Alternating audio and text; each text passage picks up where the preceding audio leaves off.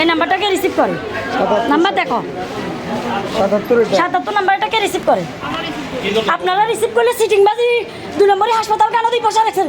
কালকে থেকে মিরাসরে তো লোক আনায়, আপনারা এইভাবে কেন শিখে দিতে? এই ডাক্তারের বলবো না মানে বলবো, অবশ্যই বলবো। আপনি সত্য কথা বলতে ডাক্তার লাগে শিওর হয়।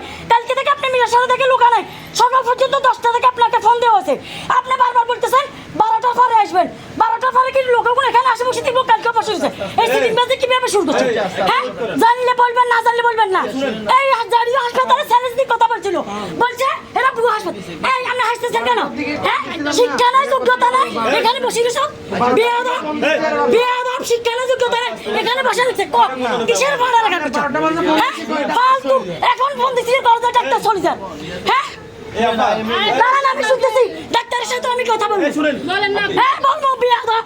আচ্ছা, আস্তে আস্তে নোংরা ফরে শিক্ষা নাই, যোগ্যতা নাই, তাতে শিক্ষাতে সব হবে তো। শুনেন, কালকে থেকে আমাদের বারবার বসে রেখেছে। শুনেন, কালকে আমি বলি কালকে 6টা থেকে এই রাত 10টা পর্যন্ত বসে রেখেছে। কেন বলতো? হ্যাঁ, শিক্ষা নাই, যোগ্যতা নাই, বেয়াদব, মূর্খ। হ্যাঁ, আমার শিক্ষা বহুত আছে, শিক্ষা বহুত আছে। হ্যাঁ, হ্যাঁ, শিক্ষা আছে, বহুত আছে। এই শিক্ষা বহুত আছে। ফালতু ডাক্তারে বাবুর সাইকে বসে রয়েছে, শিক্ষা আছে, যোগ্যতা আছে না। কোন সামনে কথা বলবো না, কোন সামনে কথা বলবো না।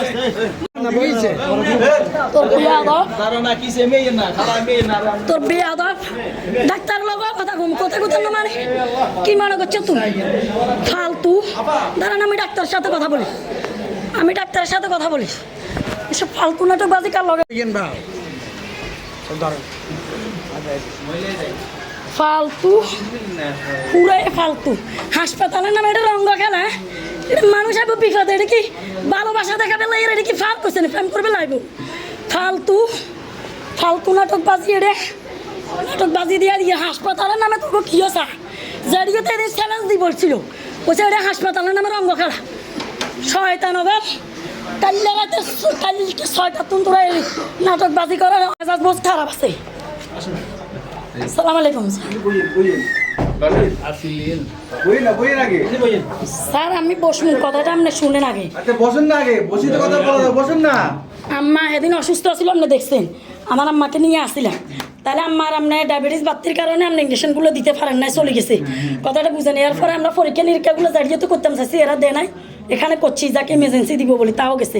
এখন কালকে আপনারা আবার রিপোর্ট দেখানোর জন্য আমার আম্মারা তো এখানে না, আমি এখানে ফাটান বাড়িতে থাকি, আমি মহিউদ্দিনের বিল্ডিংয়ে থাকি। তাহলে আমার আম্মারা মিরেশ্বরা থেকে আসছে, কথাটা বুঝেন।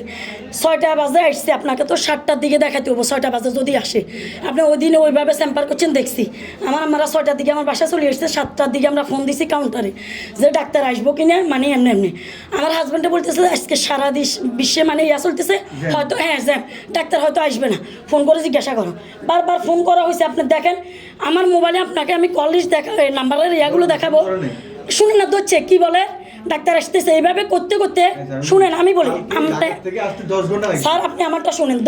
এখন 10টা পর্যন্ত বলছি, বলার পরে এরপরে আবার আমি যখন জয়ন্তে ওই সিনে কই না জয়ন্তারে ফোন দিছে, ওয়ান স্টোরের হেরে ফোন দিছে। এবার আগে যে ভাই কী ব্যাপার এমনি এই সিটিং বাজি হাসপাতালে তুই ডাক্তার দেখালি কেন, দেখা দিছ কিনলে এমনি এই ব্যবস্থা। পরে এগুলো যখন বলছে হাতে কজা চাপা, ঠিক আছে আমি কজে কথা কই আপনারা জানাই। 10টার পরে কল দিয়ে কজে আপা আয়তো নয় গুণের আপনি ফোনটা দিচ্ছেন কেন, আপনি আমারে দিতেন। আগে যে ভাই তুইও ওয়ান স্টোরে একটা চাকরি করস, তোরে আমি বিরক্ত করা ঠিক না। বলার পরে ডায়াগনস্টিক সেন্টারে হাসপাতালে সিটিংবাজি, হাসপাতালের নামে রঙ্গ খেলা, এই নাটকবাজির কারণে এখন একটু আগে বেজাল হয়ে গেছে আমার সাথে।